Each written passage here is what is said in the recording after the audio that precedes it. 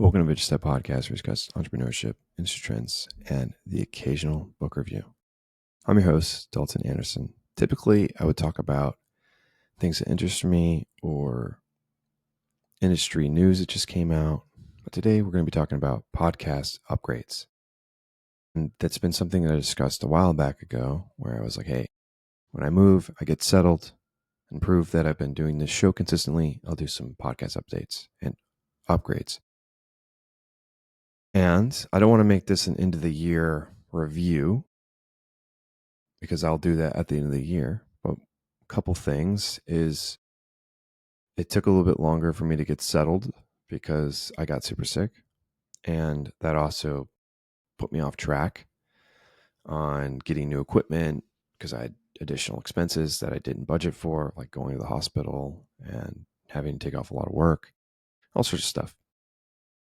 So finally feeling really good on an injury perspective, physical, mental, everything, just rocking and rolling like I used to, which is awesome. Really happy for myself.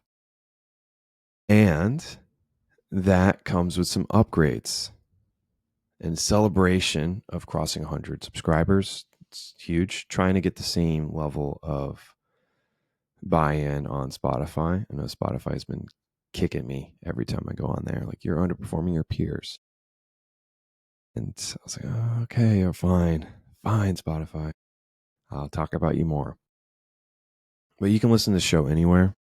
Not really a big preference, but I am trying to grow Spotify and YouTube. So if you really want to support me, then those are the places that I'm really trying to grow.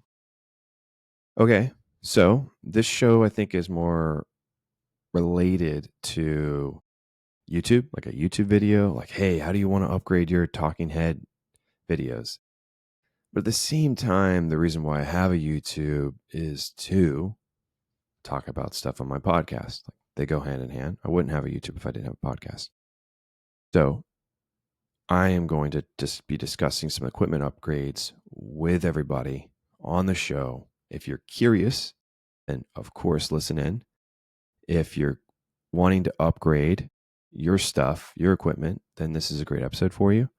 If you don't have any of those interests, then hey, just tune in for the giggles. Maybe put it on mute and play it. Don't do that, actually, because that would be against terms of service. I can't say that you should do that. But anyways, regardless, do whatever you want to do. But this show is going to be talking about equipment upgrades and upgrades to the show.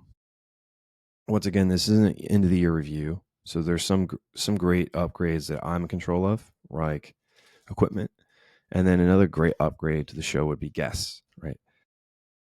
The guest thing I'm really working on, I've got probably 20 guests that I'm speaking with. I want to at least meet them. I'm not necessarily lowering my standards. The only standard I really had was, hey, you can't have some kind of course you're trying to sell the listeners. Like, I'm not supporting your random course. But if you've got a company at any stage or anything like that, then of course you can get on the show. And I just had a lot of scheduling issues. As I talked about before, it's difficult. So I am bending over backwards to try to get people on the show.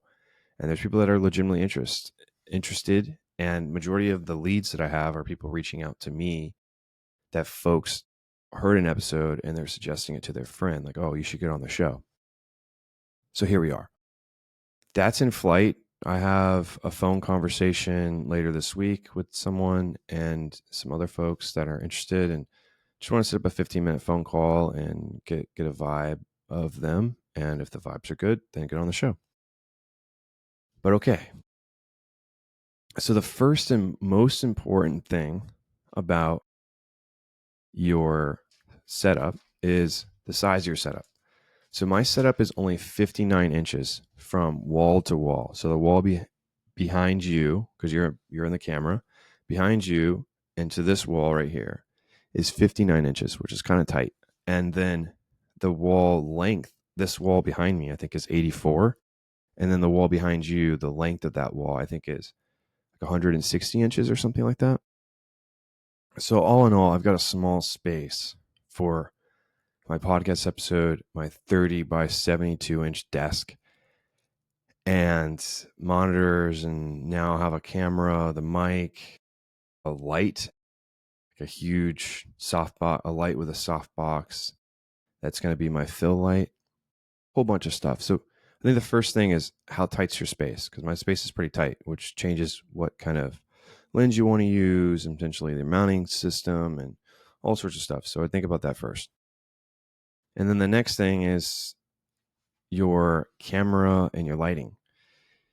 Once you figure out your space, then the next thing to figure out is which camera would you like to have. And I was really thinking between Sony and Canon. And so for me, I was thinking about it more of like Android versus Apple analogy, whereas Sony has a messy UI, has an open architecture. Anyone can make lenses. There's less quality control. You can customize Sony UI, the hotkey buttons, all sorts of stuff. And you can get really in the nitty gritty on things that you'd never be able to do. Canon is restrictive on people producing their lenses, high quality control. I think as of last year, Sigma was just able to start producing lenses. So before that, it was just Canon. And so there's high quality, but there's also high costs because there's not that many competitors in the market and you're only buying like the highest quality lens. The UI is very clean, but also doesn't allow that much more customization. It doesn't allow very much customization when you compare it against Sony. And so those are like kind of the two differences. And then there's the Nikon Z30, which is interesting.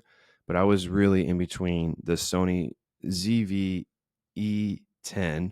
Mark 1 and then the Canon EOS R50 were my two competitors of each other. And the Mark 1 is an older generation camera compared to the Mark II, which is newer. The Mark II has got a better sensor. It's more, I would say, closer relation to the R50 than the Mark 1 is to the R50. When you compare the Mark 1 to the R50 crushes the Mark 1 pretty much across the board when it comes to sensor capabilities, color range, naturalness of color, to autofocus, to pretty much across the board crushes Sony on like that camera to camera, because the R50 is newer than the Mark 1. But what the Mark 1 does have is probably one of the most important settings is the auto power off temp setting to high. So unless you have that setting in your camera, if you just have it set to auto, your camera might turn off in 20 minutes or 30 minutes. And so if you're on a 30-minute podcast or doing something like that, your camera just straight up will just turn off because it overheats. And so these cameras, unless they have an internal fan, they overheat. And that's a problem because if you're doing a podcast, you don't want your camera to turn off, especially if you're doing a video podcast or if you've got guests. All of that, Canon doesn't allow you to turn it off. Canon doesn't have a setting to where you can change when it deems it's too hot to work. They might have something where it turns it off when it gets like slightly, like turn off the setting, auto turn off when it gets warm in your hand. I think you can do that, but Sony takes it to extreme to where you can turn it to high. And basically that means like, unless the stuff's like on the brink of melting, we're not going to turn off, which is huge, huge, huge, huge, huge. And then I talked about before the thought process about the mounting architecture. Sony uses the E-mount, created the E-mount system, basically open sourced it a long time ago. There's a lot of third-party offerings with high-quality lenses. The used market is massive. It is like the most established lens market, especially used lenses. And Sony's belief was, hey, the body isn't where the value is. The body is the lenses. And so if you can create a valuable lens market then people would stick with the body, which I think was a good approach because other companies that didn't have that approach are adapting that methodology, like Canon. Like last year, they started allowing Sigma to produce their lenses with their mount. Before that, they would just get sued into oblivion, so no one would do that. But now Sony's got a really good lens ecosystem for used lenses, new lenses, the whole 9 yards. That drives innovation, better lenses, probably less quality control because there's more people. But collective intelligence, in my opinion, is always better than individual brilliance. So the E mount, huge. And the camera, I have a photo, or I don't have a photo. I can get it on video. I've got the camera right here. So this is the camera. I haven't set it up yet, but this is the camera I got. The EV Z10 4K camera. Woo! So this camera also has a mount, or the E mount. It mounts its lens. So which lens did I get? And then my lens is this Sigma. I think the Sigma 1.4 16 milliliter. Not milliliter. But yeah, whatever. So I've got the lens, and I was really just surprised how far it sticks out on the camera. Like this is a massive lens compared to the camera. So I thought that was surprising. But with the camera and the lens put together, there's some other things that you want to think about. And one of the things is, how do you limit the amount of heat that is produced by the camera? And how do you prevent your camera from turning off from heat or with the battery dying? There's these things called dummy batteries. And the industry standard for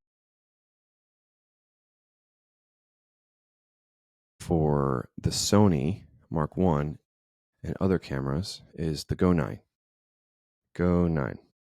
I don't know if they pronounce it Go 9 or Go 9. But that is the brand. And basically, a dummy battery is a battery that you plug into the wall, and it gets its power source from the wall and not the battery. The camera does. So it produces less heat, which makes it easier for your camera to operate for a longer period of time.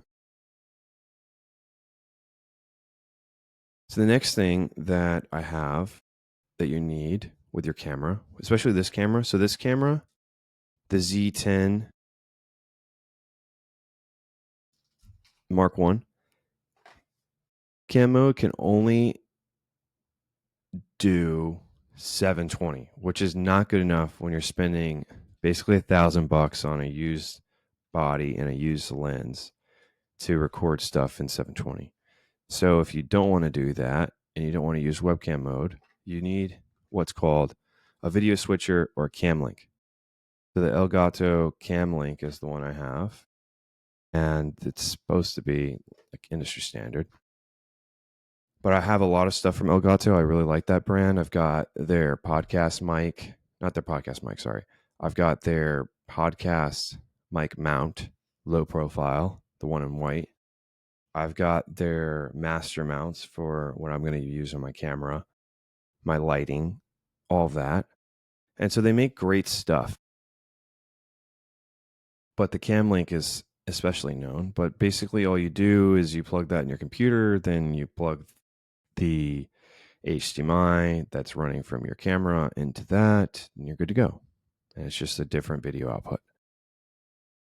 But one of the biggest things, plus the mounting infrastructure and the light and the lens and the camera, are the lights. Let me get the light.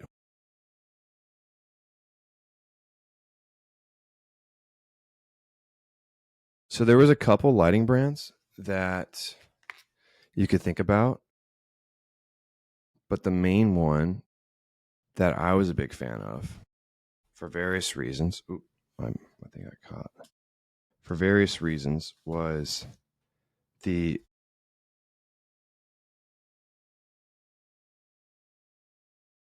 Amaran. Sorry, I was trying to read it upside down. I was like, this is not looking right. The Amaran Aperture Light. So Aperture is a brand that's known in Hollywood for producing like very high quality lights, and Amaran is their basically knockoff brand, Chinese brand that they own subsidiary. It's not really a knockoff if they own it, but you get what I mean. To where they're producing high quality lights, but it's not at the same price as their premier product, and it's a completely different company. But some of the things that I really like about this light and that other people reviewed was it's got an on and off switch. So if it gets unplugged for some reason, you don't have to go up there or mess around with it and go turn it on with the on button. If the on switch is on and you give it power, it's on. Versus other folks have like little pressing buttons. So if it turns off or gets unplugged, you have to press the button again, which could be a problem if your light's higher up, if it's like a studio light, which I don't have those problems. But if I do unplug it, I don't necessarily want to have to turn it on with pressing the button if I've got it tucked away behind my desk or something like that. My desk's on wheels, but just didn't want to have to deal with it. And I didn't want somebody actually like touch it on accident or something touches it and then it turns off. And then probably the biggest thing was the mounting system. See how there's a theme here. The mounting system for this light uses the Bowings mount, and the Bowings mount is the USB of lighting, is how it's been described to me. I don't know. I'm not a lighting expert. But the light has the Bowings mount. The other brands use the Bowings mount, but they just use an adapter. And the adapter has sometimes issues, like sometimes it's lower quality or it's just not as good. And it's just like, why do I want to use the adapter when I could just use the light? And that was my perspective. It's like, I don't want to have to deal with the adapter. What if I lose the adapter? I've got to order another one. Why don't I just use a light that has the adapter built in and doesn't need one? So that's kind of my approach. And then the app, they're known to have a really good app because they use the Aperture app. I don't know if they're going to do a separate app or not, but I know they use the Aperture app, which is known to be really good. And there is a setting in here to where you can do eco sound fan or eco fan. I don't know the exact setting, but basically all these lights have fans in them and these fans get loud. So if there's no ability for you to turn the fan off or to lower the fan sound, it can be a problem. This light is way too powerful for my space, so I'd only be operating it at probably 30% of its capacity. So the fan in eco mode plus not using it full capacity, it should be very quiet. But these are all the things you got to think about.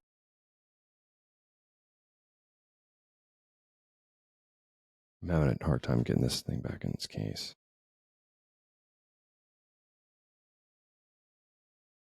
Whatever, I'll leave it for now.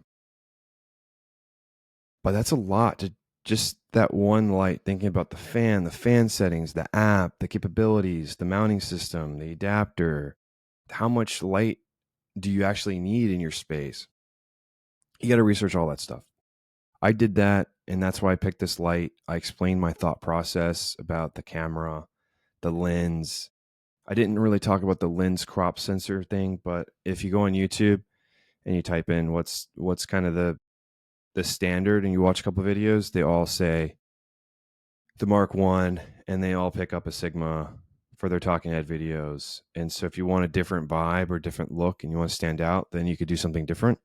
If you want a lot of support and you want to be more standard, then do that.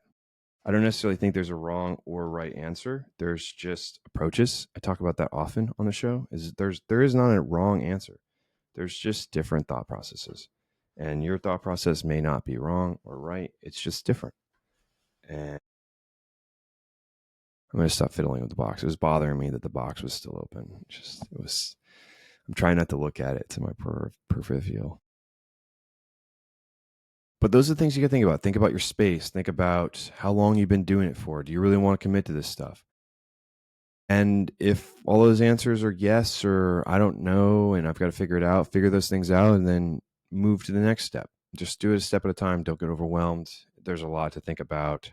It took me a while to research this stuff. I was looking forward to purchasing a different light and some kind of different architecture than I anticipated. But I was looking to do Sony, but I backed out of the different brand that I was trying to buy, or I guess model. And I'm pretty happy with it because I'd really thought about it. And it's a big decision because you get stuck in that system and you can switch. You can switch from iPhone to Android and use a Samsung Galaxy or a Pixel or vice versa. But for you to switch from Apple to Android and switch your photos, your files, all your passwords, massive pain in the butt. So you don't want to do that many times. Like it's probably a one and done thing. Same vibe here. If you got many different lighting brands, which you might like because they've got different perspectives and different little pros and cons. They're all great lights, right? Like the God X light and what's the other one?